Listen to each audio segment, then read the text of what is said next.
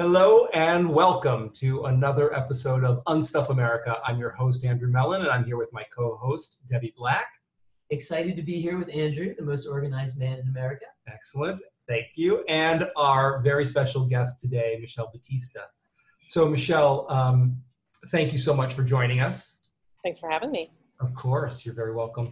Tell us just a little bit, tell the listeners a little bit about you and your journey to where you are today and what a typical day is like for you, just so we get a little bit of background. I mean, give us the Cliff Notes.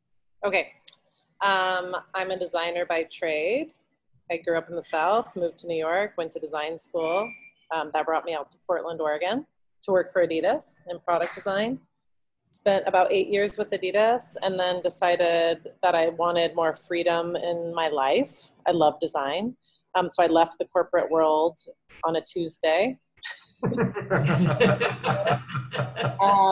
was also there was a catalyst to me leaving, but side note to that.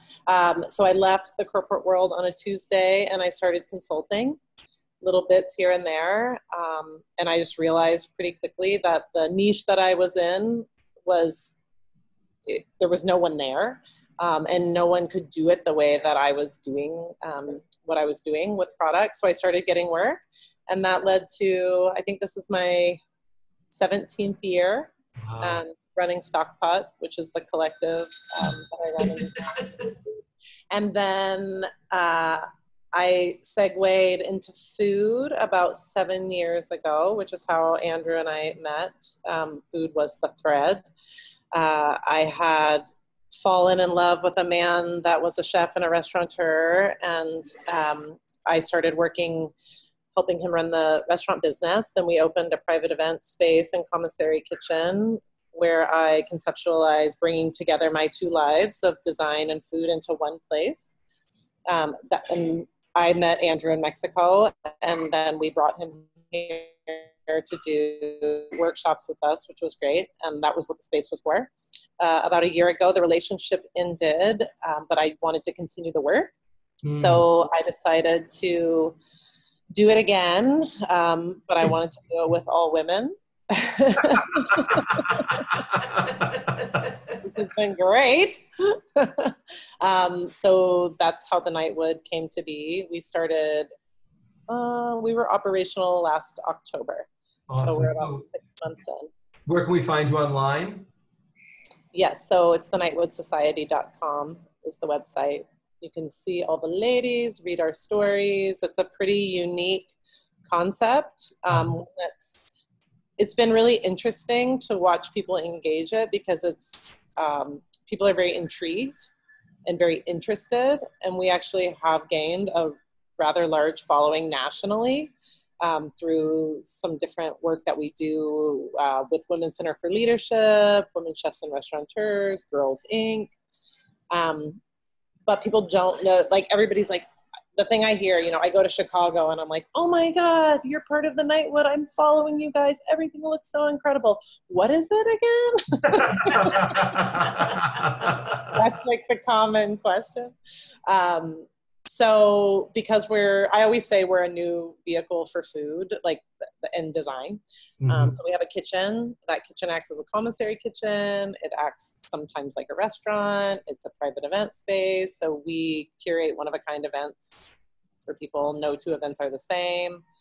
And then we bring design into the space. So we shoot podcasts in the space. We do music in the space. We do art in the space. So that's always that thread between food and design has been the link. Cool. Yeah. And so on a scale from 1 to 10, 1 being the least and 10 being the most organized, where would you put yourself on that scale? Oh, man. I'm not the most organized person, and I think you already know that. I would say maybe I'm like a 6, but I really want to be like 9. I aspire to be 9, but I'm maybe a 6, 7.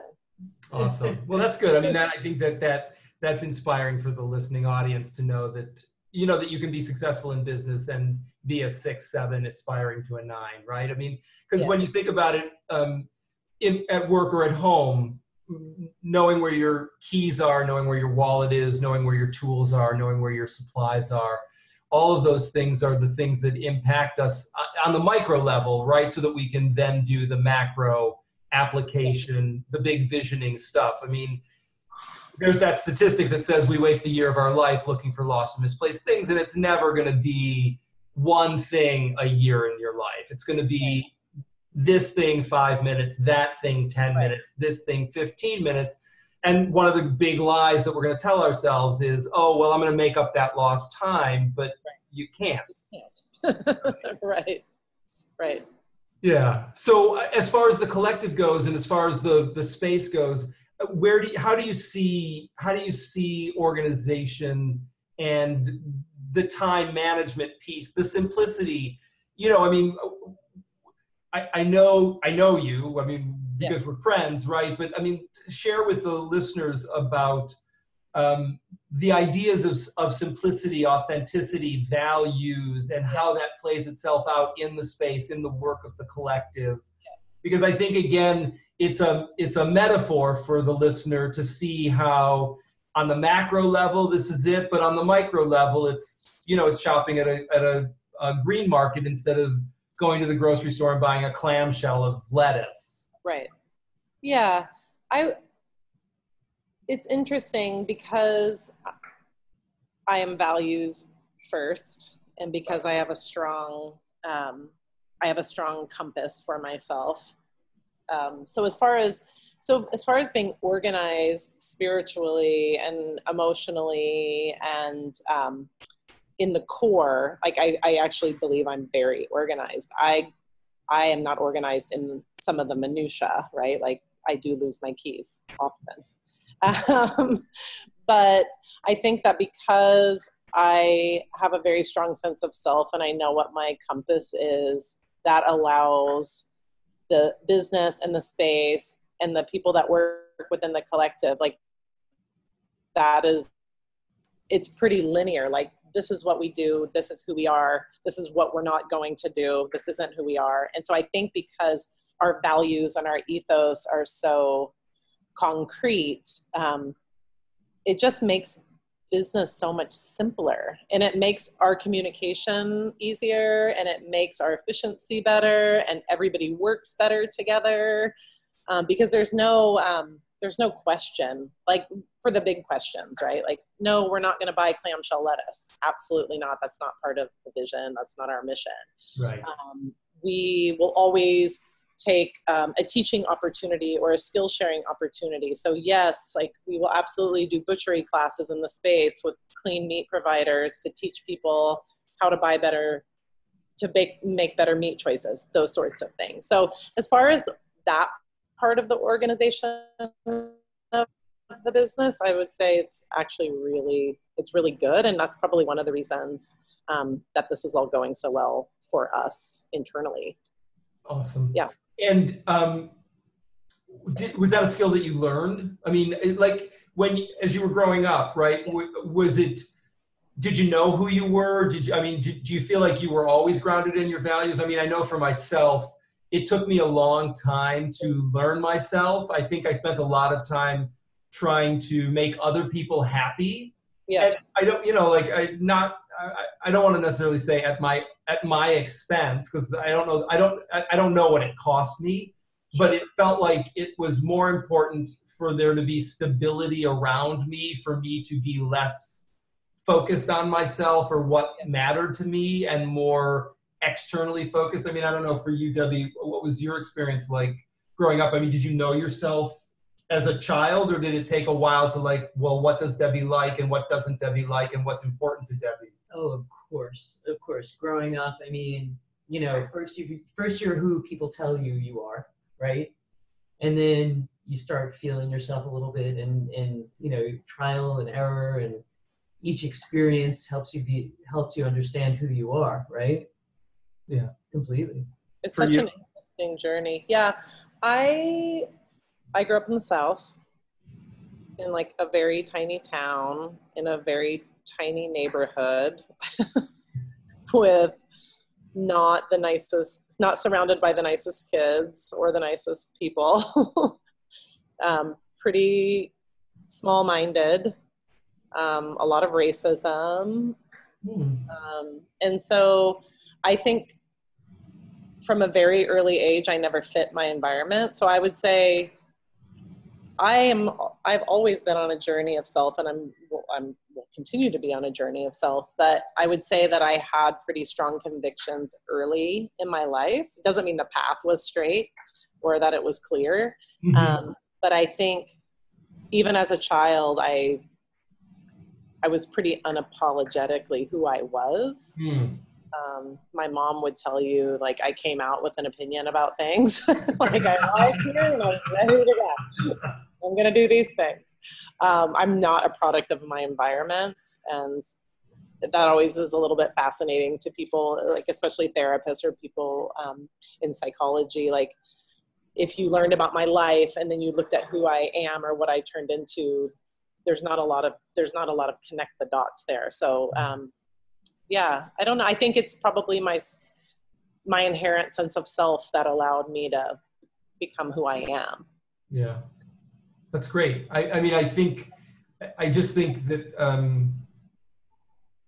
I'm thinking for the listener, right? And that that sense of actualization, right? Again, on the micro or the macro, whether it's just caring about yourself or the quality of your life or the quality of your environment enough to pick up your coat and hang it up in the closet instead of dropping it on the sofa or the kitchen counter, right? Or to the degree of building something.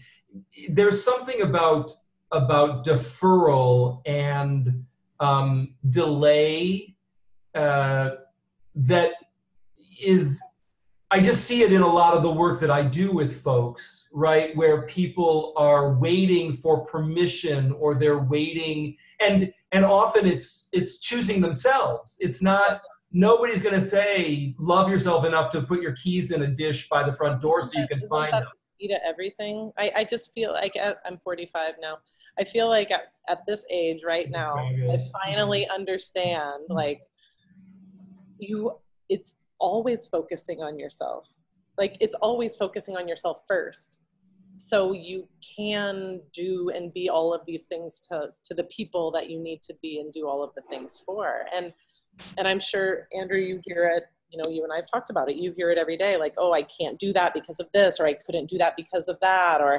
And then because I'm now a sounding board for an entire team of people, and I serve as a mentor in a couple of organizations. So then I have all of these peripheral women that are mentees, and I constantly am hearing the same thing, like, well, I can't do this thing because this person did this thing happen. And it's like, well, okay, well, let's back up. You're focusing on someone else. You're focusing on something else. And all you have to do is focus on yourself. And that, I think, especially for women who have children, that's a really hard thing to get to. Can you talk a little bit more about that? I think as a mom, and I talk to mom friends about this all the time. And I'm a watcher, you know that. I'm a seer. I see people all the time. I take in what's happening with them. And so my girls go to a school here, so I'm friends with a lot of the moms, and I talk to them about, you know, what's going on. You know, how my life is very full and very busy. And I talk to these other moms. I'm like, oh, I just can't get out. I have to take the cat to the vet, and then this other thing. Okay. And they seem buried in the minutia of life. Like, yep, you got to take the cat to the vet. Check. That's an hour. What about the other 7? What are you doing? You know, what are you doing for yourself? Not even what are you doing? Like, what are you, not performance wise, but what are you doing for yourself? Like, I can't work out. I have to go get groceries. I don't have time to do this. And I'm like, it's amazing to me how much more time we have for others and how much more effective we are for others if we put ourselves first, right. Including ahead of the children. Not that they're not the number one important thing in your life, but that you have to fill your own cup before you can help fill your kids' cups up. Yeah. And I just think that people, they're missing it. Like this idea of mindfulness and being present for yourself first so you can help others. It's the most important thing. Yeah, no, I'm on board with that. I mean, I think that if you're exhausted, then you're underperforming whatever it is that you want to be doing, right? And you're likely to be forgetful. I mean, that's also when you're not present for whatever reason. Yes. That's when you're going to not know where your keys are. That's where you're going to not remember what you did with this thing. You're not going to print up the permission slip before you walk out the door. It's all of those things, and then you have to backtrack. You're going to leave the house without the umbrella, whatever it is. Right? Kids' lunches. Yeah. Yeah. And then, I was thinking about when I was in Portland doing that event with you, right? And remember the mom who was there, who her daughter lives in Amsterdam, and she's been keeping that. I think about this all the time. Anna for 10 years, and storage unit. And then the week after the event, she's posting on Facebook, my daughter's coming over from Europe, we're going through the space, and in 8 hours, I mean, she had spent, no lie, easily $25,000 or $30,000 on that storage space over these years. I mean, just with crap that her daughter didn't want. I mean, she'd left the country without it. And yet the mom had this story about the guilt and, like, I have to keep my daughter's stuff. It's like, your daughter's a grown woman. You do not need to, it's not, whether it's her stuffed animal, her yearbook, or her Pottery Barn sofa, you do not need to be paying for it. Right. It's her stuff. Right. And you remember how many times she debated it with you? Yes, I do. That was the best part. Yes. I was just waiting for it to end, and then she'd be like, but da-da-da-da-da. I'm like, oh my gosh. Yes. Yeah. But eventually, I mean, I guess it's a testament to my stamina and my tenacity that eventually we, she ran on butts. It was like, okay, fine, I will do it. And there was that sense of begrudgingness to her of like, fine, I'll tell my daughter she has to come over here. And then the turnaround, literally, I mean, she sent me these Facebook posts. She was so overjoyed and so liberated that she had finally just held her daughter accountable. Like, if you want the stuff, come get it. I'm not going to pay for it any longer. And the daughter came, right? I mean, to the daughter's credit, she didn't procrastinate. She came, they went through all that stuff, and in a weekend, it was all gone. Yes. So all of that compression, that, 10 years worth of dragging that crap around behind her, metaphorically, because it was parked in a U-Haul, like a U-Storum spot someplace in Louisiana. Nobody lives in Louisiana. The daughter's in Europe and she's in Portland. Why is it there? It just, everything about it was They both had to fly there. Right. Oh, but that impact though, right? Like, I think back to that workshop, and that's worth it. Like, that impact for a single human in 2 days or whatever it was huge. Right. And by her unlocking that thing in herself, yes, we have no idea of how that is going to impact every person she encounters, because that's a huge win that she will share. It has nothing to do with me or you. I mean, it's great that we had the space. It's great that we unlocked. But it was the personal transformation that allowed her to be on fire and become activated. And now you can't stop her, right? I mean, now she'll keep doing this over and over again. Yeah, I love that. Nothing makes me happier than seeing those unlocks happen in people, because then they're going to pass it on to 10 more people, 20 more people, 50 more people, 100 more people. Right. That's where the movement happens. Exactly. Well, and that's the whole idea behind Unstuff America, right? Is that, we have these communities, we have this narrative about, not yet, not now. We're just somehow stuck in these shitty circumstances, and we have to limp along until when? Like, when do we get to choose ourselves, to choose our community, to choose each other, and make different choices? Yeah. So I am 100% aligned, Excellent. So when you think about Unstuff America and the work that you're doing, comes up for you around that?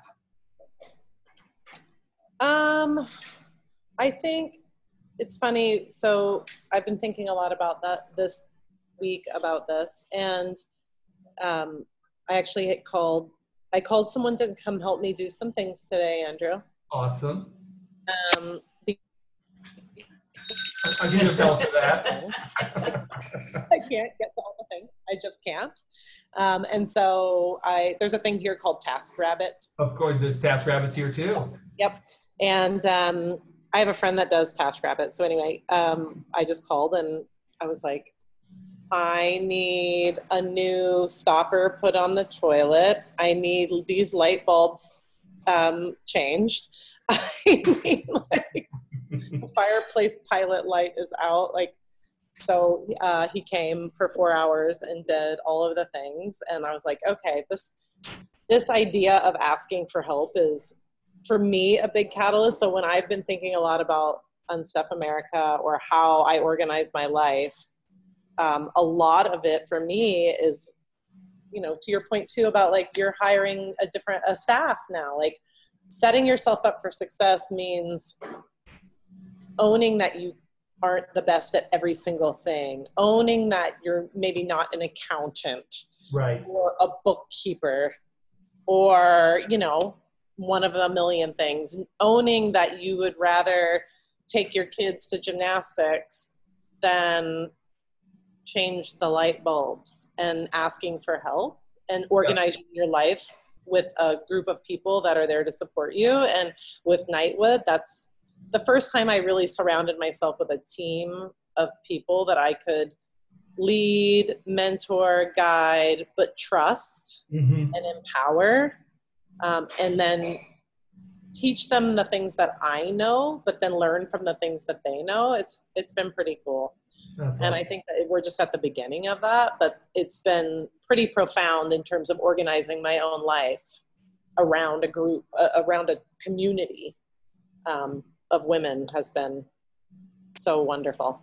That's great. Well, I mean, even, bringing for this new season of Unstuff America, bringing Debbie on board and augmenting, even the podcast so that we've got more, not only more diversity in the sense of points of view but I don't need to do all of it by myself, right? I mean, none of us need to be by ourselves.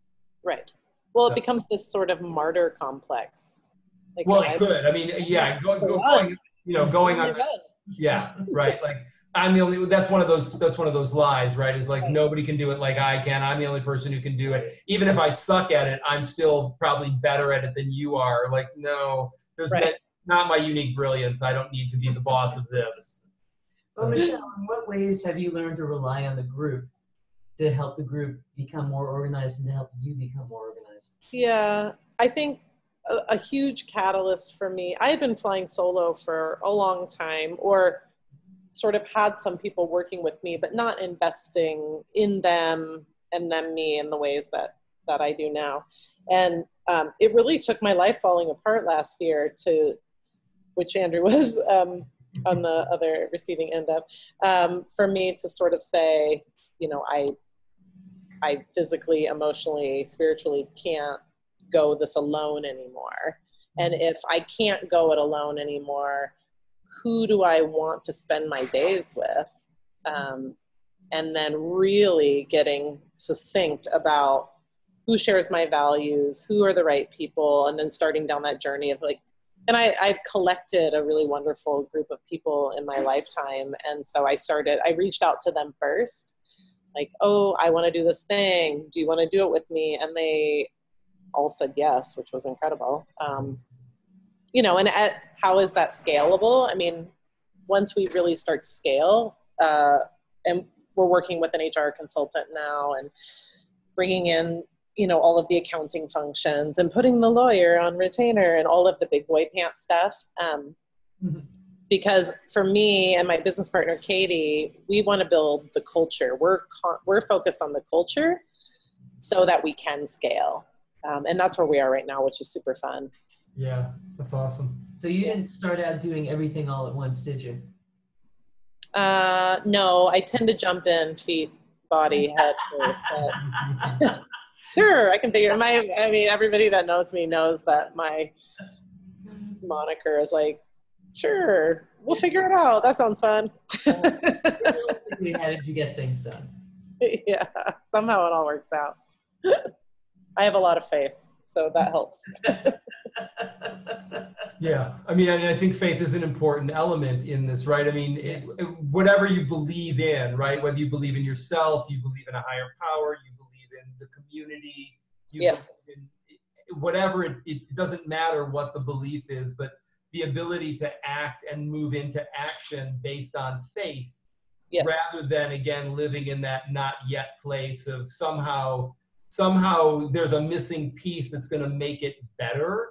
And Yes. again, it's for the listeners who, you know, whether it's about becoming an entrepreneur and leaving a corporate job, or it's about simplifying your life and putting your laundry away when it's out of the dryer instead of leaving it in the basket on your bedroom floor.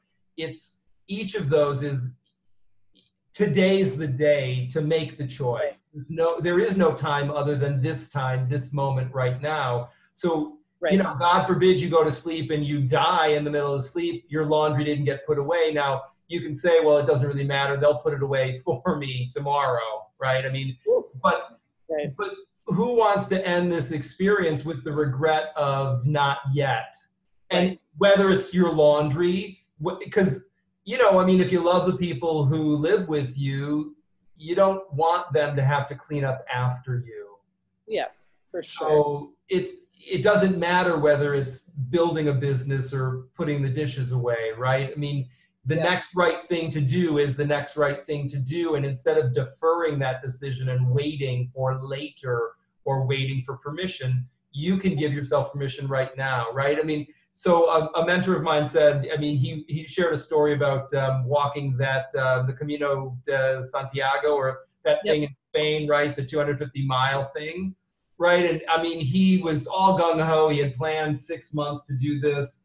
And he got there, and I think he was like in the first 5 miles, and he said, this is freaking hideous. This is the stupidest thing I've ever done. I can't believe I have 245 miles to walk. I want to go home now. This sucks. Whose idea was this, right? I mean, he was just like, he was beside himself. And while he was standing on the side of on this path, complaining to himself, right, this 80-year-old woman with 2 walking sticks comes walking, no, not even charging, like, you know, trudging her 80-year-old body past him in that pace of an 80-year-old woman. And he's like, what is going on? You know, like, what is up? And he turns to her and he said, you know, he starts to like, it's all right, stupid, I hate this. And she just turned to him and said, Mark, anybody can take one more step. Yep. 1 foot, just take the next step. And that was such an eye-opener for him, you know, and it's what I want the listeners to take away from this is like, whatever the story is, wherever you're stuck around taking the next step, right? I mean, you can put one more, you might be exhausted, but you can take one more step before everybody can take one more step. You can put the keys on their hook and then go to bed. You can hang your coat up and then go to bed. You can print up that document and then go to bed. You're not having to delay rest forever, but finish something that you need to finish so that you can go to sleep and get some rest. Yes. Yes. Yeah, we say that a lot around here. One foot in front of the other, just one foot in front of the other, right? I mean, that's all, again, like this idea of mindfulness, just paying attention to every step, paying attention to when you brew the coffee, paying attention to when you take the dog on a walk and being in that moment, in that time, and not going autopilot. Yeah, you don't need to be composing an email while you're walking the dog. Just walk the dog. Right, just walk the dog. Look at the birds, right? I mean, this is the beauty. Awesome. Well, so, you know, I love you. We could talk forever. And I'm mindful of the time. So just any last thoughts, anything you want to share with the listening audience before we wrap up about mindfulness, organization, simplicity, any last words about that you'd like to share? Yeah, I mean, I think for me, especially around the girls, it's, I have a 9-year-old and 11-year-old, two daughters, and um, no one's teaching children mindfulness. So I have my own version of mindfulness and what self-care looks like, and but parenting them and watching them find their way, and realizing like no one's teaching kids about this. It's incredible, and so it makes me practice practice more mindfulness for them. So they do put the keys away or the shoes away. And I mean, my gosh, we are not perfect at the house. You don't, there's at least 4 loads of laundry not folded on my bedroom floor right now. So sometimes we run out of time because we have things to do. Yeah, time to get the TaskRabbit back. Yeah, right. Can I use TaskRabbit for that? Of course you can. They'll do laundry. Oh my gosh. Okay. This opens up a whole new world for me. But for a person with a full life, I often get asked 2 things. Like, 1, how do you do it all? How do you do all of this? I don't understand. And then 2, which has been a really fun question to get this year, is I've heard it at least 30 times since we started the business. Are you scared? So like it's impressive to me that someone would even ask that. It's always women, it's never men, but it's really impressive to me that someone would even ask that, because it would imply that they're scared and they are looking for affirmation for their fear. Right. So I always answer the same way, like, yes, I'm terrified. But what's the alternative? Like, for me to live this life and not to have done it, well, that's more terrifying. Like, if I can teach people to turn the fear and the anxiety around, or turn that question around and think like, yes, this fire in my belly that says I need to do this is wholly terrifying. But if I don't do it, like what's worse? Right. And for me, the not trying it, the not doing it, the not being on this path is more scary than signing a commercial lease and doing all of these things. And because I have faith, I mean, this is a whole question. This could be a whole conversation about scarcity versus abundance, right. Which would be a great topic someday soon. But I live my life in abundance, which just means that I believe that everything will work out as it will and as it should. And if I fail, I'll fail forward and not backwards. So we're learning. And that everything is a learning opportunity. And so I don't look at things as I won or lost or failed or succeeded. I look at every day as a success. And I just it's the lesson. Right. It's just the lessons. Yeah, that's so great. You don't put the clothes away. There's a lesson in that. And then we just keep trying to be better. I do anyway. Every day I try to be better than I was yesterday. Yeah, that's great. Thank you. I think that again, that sense of you have no control, so you can either do the thing that you want to do or you can wait. You still have no control. So you really, on some level, if you can get that clear, you have nothing to lose by actually doing the thing, because whatever's going to happen is going to happen. It's all about how you're willing to meet it when it happens. Are you, if it doesn't kill you, it might not make you stronger, but it's not going to kill you, right? And that's all we really care about on some level, is if it doesn't kill you, you survived it. So how bad could it have been? Yes. Right. Awesome. Well, thank you so much for spending this time with us. So good to talk to you and see your face, and Debbie, to meet you. Yeah. Very nice to meet you as well. And Buff. So remind us again where we can learn more about you and your work, please. You can learn more about the Nightwood at thenightwoodsociety.com. We're in Portland, Oregon. There's a ton of information on the website. Also, my consultancy is stockpotco.com. Stockpotco.com. Yep.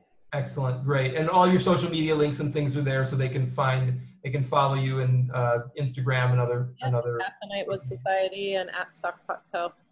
Yeah. Perfect. Well, thanks so much, Michelle, for joining us. This has been a wonderful conversation, and I hope that the listeners will take inspiration from you and your journey and the collective's journey, and not procrastinate. Right? I mean, just move into action. Take one more step. We'll leave it at that. Take one more step. All right, my friend. We'll talk again soon. Bye, guys. Bye-bye.